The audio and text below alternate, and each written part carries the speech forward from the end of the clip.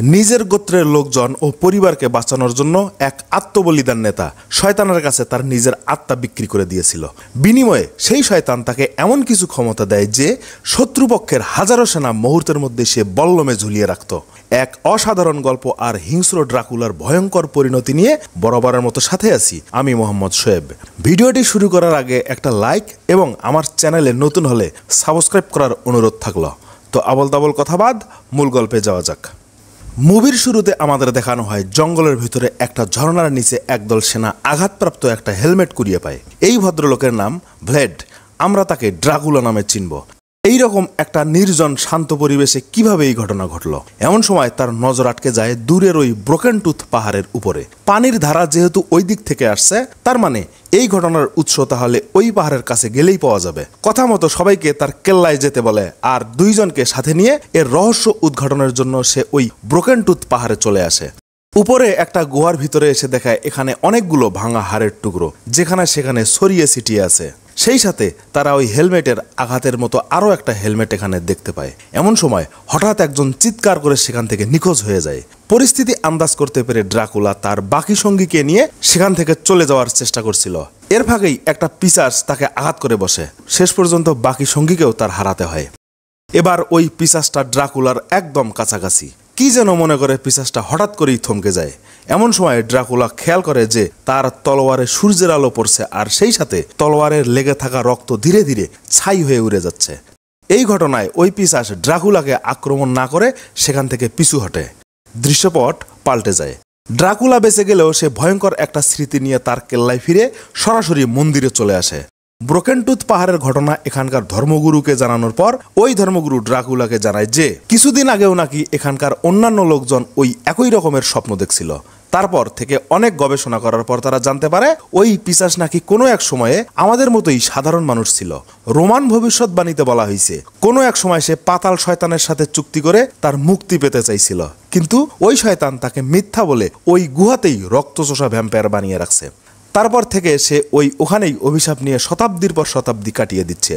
যদি কেউ একজন তাকে সাহায্য করে তাহলে হয়তো সে ওই গুহা থেকে মুক্তি পেতে পারে। ড্রাকুলা যা বোঝার তা বুঝে গিয়েছে। পাদ্রীকে ঘটনা গোপন রাখতে বলে সে তার স্ত্রী সন্তানের কাছে চলে আসে। পরের দিন ইস্টার সানডে উপলক্ষে ড্রাকুলার রাজদরবারে রাজভোগের আয়োজন করা হয়েছে। সবাই বেশ খোশ মেজাজে ছিল। এমন সময় দরবারের উপস্থিত সকলেই নীরব হয়ে যায়। বাদশাহ ড্রাকুলার কাছে তার লোক পাঠিয়েছে এখানকার বাৎসরিক খাজনা আদায়ের জন্য। সে অবশ্য আগে থেকেই ওদের খাজনা রেডি করে রাখছে, কিন্তু এমন সময় সেখানকার সবাই হই হুল্লোড় শুরু করে দেয়। বাদশার চেলা ওকে জানায় যে এই খাজনার সাথে নাকি আরো 1000 কিশোর বালক তাদেরকে সাথে দিতে হবে, যাদের বয়স 10 থেকে 15 বছরের মধ্যে। আর সেই সাথে শাহী গোলাম হিসেবে তার একমাত্র সন্তানকে বাদশার কাছে সোপর্দ করতে হবে। কিন্তু ওদের প্রস্তাব ড্রাকুলা প্রত্যাখ্যান করে। এর মধ্যে অবশ্য ওদের সাথে ড্রাকুলার খানিকটা কথা কাটাকাটিও হয়েছিল। শেষ পর্যন্ত বাদশার ওই চেলা যাওয়ার সময় ড্রাকুলাকে ওই 1000 কিশোর বালকের কথা আবারও মনে করিয়ে দিয়ে সেখান থেকে চলে যায়। সময় একদমই ভালো যাচ্ছে না। রাতের বেলা ছেলের সাথে কিছুক্ষণ সময় কাটিয়ে পরদিন তার কয়েকজন সাথীকে নিয়ে সে বাদশার সাথে দেখা করতে আসে, যাতে করে একটা সমাধান করা যায়। কারণ তার গোত্রের কেউ নিজের সন্তান যুদ্ধের জন্য সমর্পিত করবে না। কিন্তু বাদশাহ তার এইসব কথা কানে না নিয়ে স্ট্যাম্প বের করে সিলমোহর দিয়ে নেয় আর সেই সাথে সে ড্রাকুলার ছেলেকে তার কাছে শাহী গোলামের জন্য পাঠাতে বলে। মাথায় যেন আকাশ ভেঙে পড়ল। কি করবে না করবে কিছুই মাথায় আসছে না। উপায় না দেখে তার গোত্রের কথা চিন্তা করে সে সবার আগে তার নিজের সন্তানকে বাদশার হাতে তুলে দেওয়ার সিদ্ধান্ত নেয়। কথা মতো একটা নির্জন জায়গায় বাদশার লোকজনদের কাছে তার ছেলেকে সে তুলে দিতে আসছে। এমন সময় বাদশার ওই চেলা ওকে কাপুরুষ, ভীতু বিভিন্নভাবে গালি দিতে থাকে। এইবার ড্রাকুলা আর ঠিক থাকতে পারেনি। সত্যিকারের পুরুষ কখনো এমন পরিস্থিতিতে শান্ত থাকতে পারে না। শুধুমাত্র শান্তি রক্ষার জন্য সে নিজের সন্তান ওদেরকে দিয়ে এত বড় ত্যাগ স্বীকার করছে। তার মানে এই নয় যে সে কাপুরুষ। এক কথাতেই তার সিদ্ধান্ত পরিবর্তন হয়ে যায়। এইবার তার আসল রূপ বেরিয়ে আসে। এক এক করে সব কয়টাকে কতল করতে থাকে। এক মুহূর্তেই 6 জন সেনাকে পরপারে পাঠিয়ে দেয় সে। ঘটনা মাত্র শুরু। এই 6টা খুনের জন্য এখন তাকে বড় ধরনের ত্যাগ স্বীকার করতে হবে। স্ত্রী সন্তান ও সঙ্গী সাথীদেরকে পাঠিয়ে দিয়ে সে এবার একাই ওই ব্রোকেন টুথ পাহাড়ের গুহার উদ্দেশ্যে রওনা দেয়। কাছে এসে মশাল জ্বালিয়ে ভরসার শেষ আশ্রয় হিসেবে গুহার ভিতরে প্রবেশ করে। ওই পিশাচ ওর সাথে কিছুক্ষণ খেলতামাশা করে সরাসরি ড্রাকুলার সামনে চলে আসে। কারণ হাজার বছরের ইতিহাসে এই প্রথম কেউ এখান থেকে ফিরে যাওয়ার পর আবারও এখানে তার সাথে দেখা করতে আসছে। প্রথম প্রথম বিষয়টা এই পিশাচও বুঝতে খানিকটা দেরি করছে। ড্রাকুলা এখানে ওর সাথে একটা ব্যবসায়িক ডিল করতে আসছে।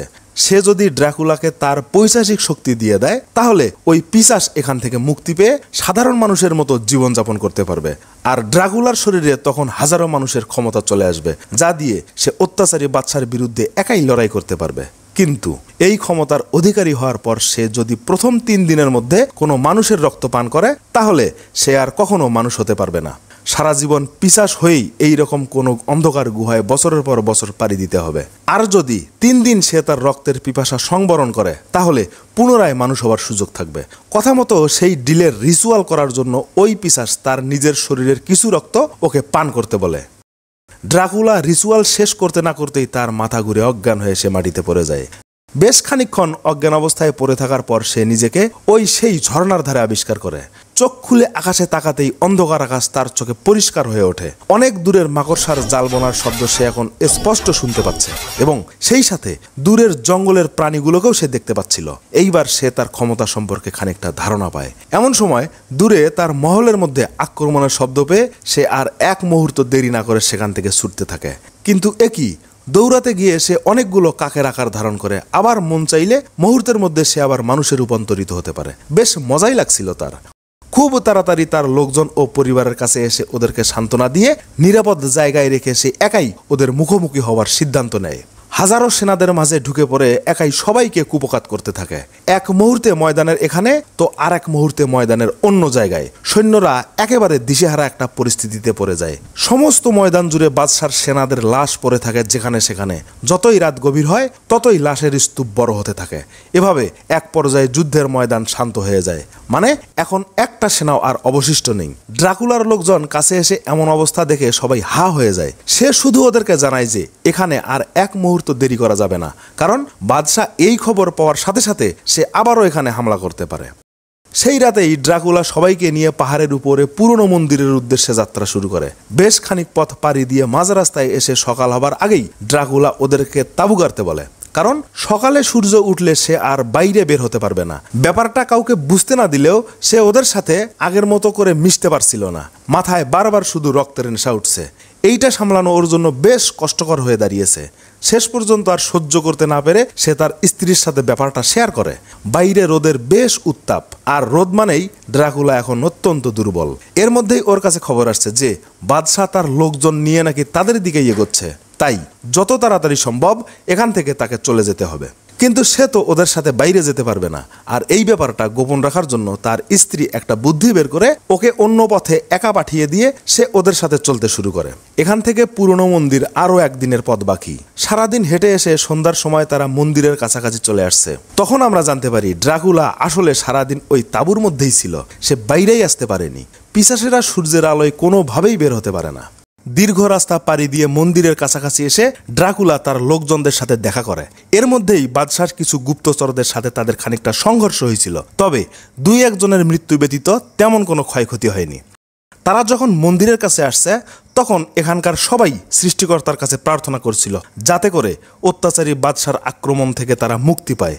কিন্তু ড্রাকুলা এই ব্যাপারটা তেমনটা ভালোভাবে নিতে পারেনি, কারণ এখন শুধু প্রার্থনা করে তারা বাঁচতে পারবে না, পাশাপাশি তাদের সরাসরি যুদ্ধের জন্য প্রস্তুতি নিতে হবে। কিন্তু মন্দিরের এই পাদ্রী ড্রাকুলার এমন ব্যবহারে বেশ বিগড়ে গিয়েছিল, যার প্রমাণ পরদিন সকাল হতেই আমরা দেখতে পাই। ড্রাকুলা যখন সবার সাথে বাইরে আসছিল তখন হঠাৎ করে সে সূর্যের আলোর সামনে এসে থমকে যায়, আর সাথে সাথেই সেই মুহূর্তটা পাদ্রীর চোখে ধরা পড়ে। তখন তার মনে পড়ে কিছুদিন আগেই ড্রাকুলা তার কাছে পিশাচদের সম্পর্কে খোঁজ খবর নিতে গিয়েছিল, আর গতকাল এখানে এসে সে মন্দিরের ধর্মপ্রাণ মানুষদের নিয়ে আজেবাজে কথা বলছে। সব মিলিয়ে পাদ্রী ওর দিকে কড়া নজর রাখতে শুরু করে। ড্রাকুলাও আছে বিপদে। পরিস্থিতি সামলাতে গিয়ে সে একটা অস্ত্র ভাণ্ডারে ঢুকে পড়ছিল, তবে ওই মন্দিরের পাদ্রী এতক্ষণে ওর পিছু নিয়ে সরাসরি ওর সামনে এসে দাঁড়ায়। কিছু বুঝতে না বুঝতেই তলোয়ার দিয়ে পিছনের একটা পর্দা কেটে দিতেই সূর্যের আলো এসে ড্রাকুলার মুখের চামড়া ঝলসে দেয়। মুহূর্তের মধ্যেই ড্রাকুলার পিশাচ হয়ে যাওয়ার খবর চারিদিকে ছড়িয়ে পড়ে। সবাই তখন ওর হাত থেকে বাঁচার জন্য পাদ্রীর কথা মতো ওই ঘরটাতে আগুন লাগিয়ে দেয়। ভিতর থেকে ড্রাকুলার শুধু চিৎকার শোনা যাচ্ছিল, কিন্তু বাইরে আসতে পারছে না। মানে আগুনের চেয়ে বাইরের সূর্যের আলোই ওর জন্য বেশি যন্ত্রণাদায়ক। এদিকে বাদশাহ তার সৈন্যদের চোখে কাপড় বেঁধে দিয়ে ড্রাকুলার মন্দিরের দিকে মার্চ করতেছে। গোলামির কত বড় স্তর পার করলে মানুষ নিজেদের বাদশার প্রতি এভাবে বিসর্জন দিতে পারে।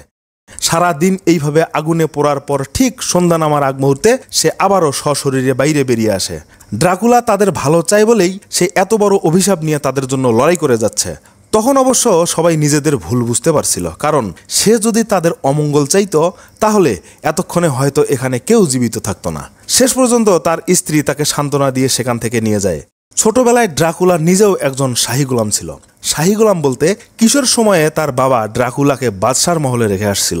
সেখান থেকেই সে বাদশার ছেলের সাথে বড় হয়েছে এবং এখন সে একটা রাজ্যের দায়িত্বে আছে। কিন্তু এখন আর কোনোভাবেই ড্রাকুলা তার ছেলেকে শাহী গোলাম হতে দেবে না, কারণ ওই জীবনের যে কি জ্বালা তা সে ভালো করেই জানে। এতক্ষণে সৈন্যরাও তার মন্দিরের কাছাকাছি চলে আসছে। সকালে সূর্য ওঠার আগেই এর একটা বিহিত করতে হবে। প্রিয়তমা স্ত্রীর কাছে বিদায় নিয়ে মন্দিরের একদম উপরে চলে আসে ড্রাকুলা। এখানে এসে সে খেয়াল করে অনেকগুলো বাদুড় তার আশপাশে ঘুরে বেড়াচ্ছে। হাত তুলে ইশারা করতেই যেন তারা বুঝতে পারে এখন কি করতে হবে।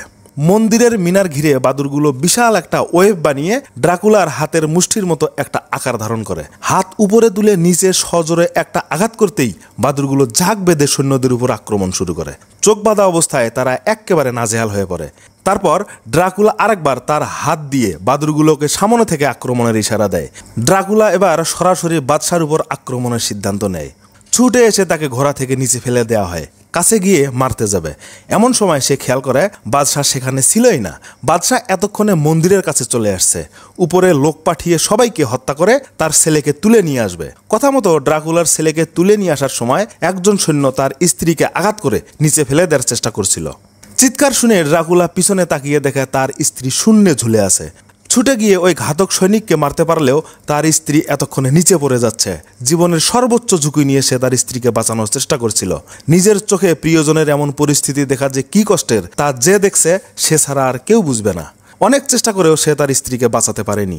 ড্রাকুলা এদিকে থাকতে এই সুযোগে বাদশার সেনারা লোকালয়ে ঢুকে ইচ্ছামতো মানুষদের মারতে শুরু করে। এর মধ্যেই প্রায় সকালের সূর্য উঠতে শুরু করছে। ড্রাকুলার স্ত্রী মারা যাওয়ার আগে ওকে একটা শেষ অনুরোধ করছিল। সে চাইছিল ড্রাকুলা যেন তার রক্ত পান করে পূর্ণাঙ্গ পিশাচে পরিণত হয়, যেন তার মৃত্যুর বদলা নিতে পারে, আর সেই সাথে ওই অত্যাচারী বাদশার ক্ষমতা যেন চিরতরে ধ্বংস করে দেয়। এই কথা শোনার সাথে সাথেই ড্রাকুলার রক্তের নেশা যেন হাজার গুণে বেড়ে যায়। এক মুহূর্তেই দাঁত বের করে সে কামড় বসিয়ে দেয় তার স্ত্রীর গলায়, আর সেই সাথে অন্যদিকে গুহার ওই পিশাচ মুক্তি পেয়ে যায়। কিছুক্ষণের জন্য সূর্য পুরোপুরি মেঘে ঢেকে গিয়েছিল। এই সুযোগে ড্রাকুলা তার আহত লোকজনদের কাছে এসে তাদেরকে প্রতিশোধ নিতে বলে। ওই আগের পিশাচের রিচুয়াল অনুযায়ী সে নিজের রক্ত তাদেরকে পান করায়। একইভাবে আশেপাশে থাকা অন্যান্যদেরকেও সে তার রক্ত পান করায়। এইবার আরেকটা মহামারী হতে যাচ্ছে। বাদশার লোকজন দূর থেকে খেয়াল করে আকাশে ভীষণ মেঘের ঘনঘটা। কিছু বুঝে ওঠার আগেই ড্রাকুলা তার নতুন অনুসারীদেরকে নিয়ে সৈন্যদের তাঁবুতে হামলা শুরু করে। এইবারের চিত্রটা একদম ভিন্ন। কিছুক্ষণ আগেই একজন পিশাচ যে তাণ্ডব চালিয়েছে সেটাতেই যা হয়েছিল, এখন তার সাথে যোগ দিয়েছে আরও অন্যান্য নব্য সব পিশাচ। সেই সাথে আছে সুন্দরী ভ্যাম্পায়ারদের ছলনা। ড্রাকুলা এবার বাদশার তাঁবুতে চলে আসছে। বাদশাহ অবশ্য আগে থেকেই ড্রাকুলার ছেলেকে বন্দি করে নিয়ে এখানে অনেকগুলো রূপার মুদ্রা ছড়িয়ে রাখছিল, যার কারণে সে এখানে কোনোভাবেই সুবিধা করতে পারছিল না। আসলে এমন পরিস্থিতিতে সে কোনোভাবেই ওর সাথে পারবে না। যতই সময় যেতে থাকে ততই ওই রূপার তেজস্ক্রিয়তার কারণে তার ক্ষমতা কমতে থাকে, আর এই সুযোগে বাদশাহ ড্রাকুলাকে বেশ নাজেহাল করে ফেলছিল। শেষবারের মতো বাদশাহ ড্রাকুলার খেল খতম করার জন্য একটা অস্ত্র চালিয়ে দেয় ওর বুক বরাবর, কিন্তু সে ভুল করছে। ড্রাকুলা এখনো শেষ হয়নি। শেষবারের মতো সেও একটা বাদুর হবার সুযোগ নেয় আর চোখের পলকে ওই অস্ত্র চালিয়ে দেয় বাদশার কইলজা বরাবর। তারপর বেশ আয়েশ করে একটা কামড় বসিয়ে দেয় ওর ঘাড়ের মধ্যে। সেই সাথে ইতিহাস থেকে চিরতরে মুছে যায় এক অত্যাচারী বাদশার নাম। আশেপাশের পরিবেশ শান্ত হলে ড্রাকুলা তার ছেলেকে নিয়ে বাইরে চলে আসে। চারপাশ একদম ফাঁকা, বাকি আছে শুধু আক্রান্ত পিশাচেরা। পরিস্থিতি এবার আরো ঘোলাটে। তাদের সকলের নজর এখন ওর সন্তানের দিকে, মানে ওই সব পিশাচেরা এখন হিতাহিত জ্ঞান শূন্য হয়ে আছে। তাদের চোখে মুখে এখন শুধু মানুষের রক্তের নেশা। এখন একমাত্র মানুষ বলতে অবশিষ্ট আছে ড্রাকুলার সন্তান, কিন্তু সে বেঁচে থাকতে এই কাজ কোনোভাবেই সম্ভব নয়। যে প্রথমে সামনে আসছিল ওইটাকে বল্লমে ঝুলিয়ে মাটিতে গেড়ে দিলে মুহূর্তের মধ্যেই সেটা কঙ্কালে পরিণত হয়। পরিস্থিতি খারাপ হবার আগে ওই পাদ্রী একটা পবিত্র ক্রুশ নিয়ে সেখানে হাজির হয়, আর তাতেই এখানকার সকলের অবস্থা খারাপ। ড্রাকুলাকে ভালো করে বুঝিয়ে বুঝিয়ে সে তার ছেলেকে নিজের কাছে নিয়ে নেয়, কারণ এমন অবস্থায় ড্রাকুলার কাছে তার নিজের ছেলেও কোনোভাবে নিরাপদ নয়। খানিক আগেই চোখের সামনে প্রাণপ্রিয় স্ত্রীকে হারাতে হয়েছে, এখন একমাত্র সন্তানকেও অন্যের হাতে তুলে দিতে হচ্ছে। একজন মানুষের জন্য এর থেকে কষ্টের আর কি হতে পারে। তারপর আস্তে করে আকাশের মেঘ সরে গেলে সূর্যের আলোয় সবগুলো নব্যপিশাচ এক এক করে পুড়ে ছাই হতে থাকে। সেই সাথে ড্রাকুলার চ্যাপ্টারও ক্লোজ হওয়া শুরু করে। মজার ব্যাপার হলো, সবার দেহ পুড়ে ছাই হলেও ড্রাকুলার দেহ এখনো মোটামুটি অক্ষত অবস্থায় পাওয়া যায়। সবাই যখন ময়দান ছেড়ে চলে গিয়েছে, তখন আমাদের দেখানো হয় একটা অপরিচিত মানুষ এসে নিজের হাত কেটে সেই রক্ত ড্রাকুলার মুখে দিয়ে দিচ্ছে, আর এর কিছুক্ষণ পরেই সে চোখ মেলে নিঃশ্বাস নিতে থাকে। অন্যদিকে ড্রাকুলার সিংহাসনে এখন তার ছেলেকে বসানো হয়েছে। সেই সাথে তাদের রাজ্যের রূপার মুদ্রা একত্রে করে সেগুলোকে আবার গলানো হচ্ছিল, যাতে করে সেখানে থাকা ড্রাকুলার কোনো চিহ্ন না পাওয়া যায়। দৃশ্যপট পাল্টে যায়। বর্তমান সময়ে কোনো এক ভদ্রলোক টেবিলে কিসের জন্য অপেক্ষায় বসে আছে। তখন আমাদের দেখানো হয় ড্রাকুলা ওই আগের মতো বেশ নিয়েই এক ভদ্রমহিলার সাথে এসে কথা বলছিল। আসলে সে তার ওই জনমের স্ত্রী। এই প্রথম তাদের সাক্ষাৎ হয়। ওদের কথায় আমরা জানতে পারি ড্রাকুলার অতীতের সব কথাই মনে আছে, কিন্তু তার স্ত্রীর কোনো কথা মনে নেই, কারণ সে এখন এই সময়ের মানুষ। তারা যখন চলে যাচ্ছিল, তখন এই ভদ্রলোক বলতে থাকে যে এখন নাকি নতুন করে কিছু শুরু হতে যাচ্ছে, আর এই ঘটনার মধ্য দিয়েই মুভির কাহিনী শেষ হয়। তো ভিডিওটা ভালো লাগলে অবশ্যই একটা লাইক এবং সাবস্ক্রাইব করে পাশে থাকবেন। আল্লাহ হাফেজ।